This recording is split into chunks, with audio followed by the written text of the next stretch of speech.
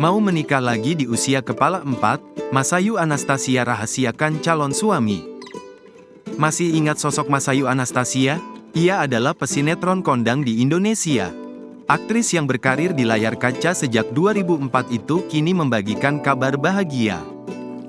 Mantan istri Lembu Wiworo Jati itu berencana menikah pasca 8 tahun menjanda. Masayu memang masih ogah mengungkap sosok pujaan hatinya itu.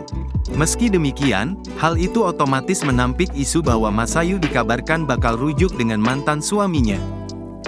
Doain aja, karena aku enggak tahu, manusia cuma bisa berencanakan, cuma Allah yang menentukan, kata Masayu Anastasia ketika ditemui di kawasan Cawang, Jakarta Timur, dikutip dari wartakotalife.com, Senin, tanggal 15 April tahun 2024.